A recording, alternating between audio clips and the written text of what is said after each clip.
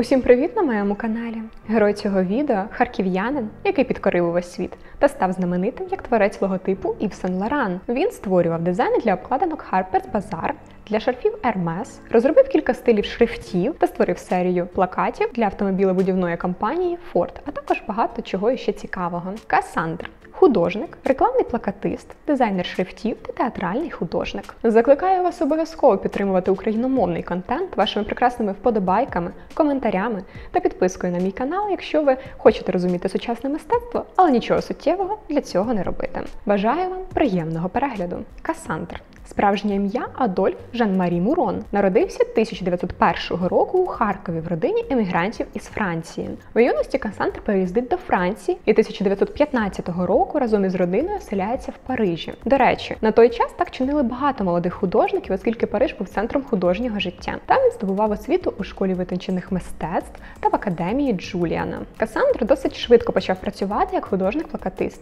І це не дивно, тому що на той час плакати користувалися шаленим попитом. Спочатку він працював у Parisian Printing House, а 1922 року з'явився його псевдонім Кассандр. На його ранню творчість найбільший вплив мали модні на той час кубізм та сюрреалізм. Це знайшло відображення в його знаковій роботі Бюшерон. Цей плакат був створений для столяра, а 1925 року отримав першу премію на міжнародній виставці сучасних декоративних та індустріальних мистецтв. Ця виставка унікальна тим, що на ній демонстрували предмети розкоші французького виробництва. І як наслідок, виставка посприяла виникненню терміну арт-деко і продемонструвала світу, що Париж залишився міжнародним мистецьким центром і після Першої світової війни. І з початком Другої світової війни Кассандр служив у французькій армії, допоки Франція не капітулювала.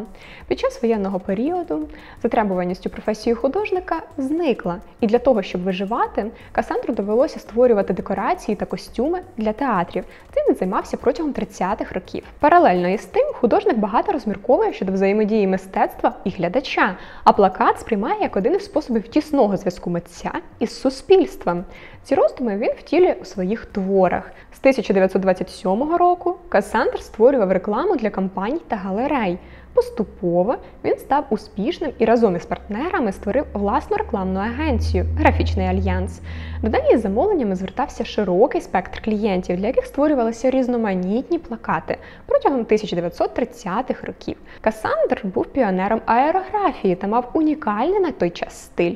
Наприклад, плакати для виноробного бренду Дюбонет були одними із перших плакатів, дизайн яких був розроблений таким чином, щоб їх могли розглядати пасажири із транспортних засобів, які рухаються, що зумовлено лаконічними формами та певним вибором кольорів. Невід'ємним елементом будь-якого дизайну плакатів є текст, тому Кассандр розробив кілька своїх стилів шрифтів. Біфур 29-го року, без засічок Асьєнуа 35-го року і 1937-го універсальний Пенью. Кассандр набув певних творчих здобутків, і 1930 року його прийняли до спілки сучасних художників Франції. Він стає професором та викладає графічний дизайн у школі декоративного мистецтва, а потім у школі графічного мистецтва. На початку 30-х років Кассандр отримує ряд досить цікавих пропозицій. Зокрема, він працює в США та створює серію плакатів для автомобілебудівної компанії Ford. 1936 року роботи Кассандра демонструвалися в Музеї сучасного мистецтва у Нью-Йорку,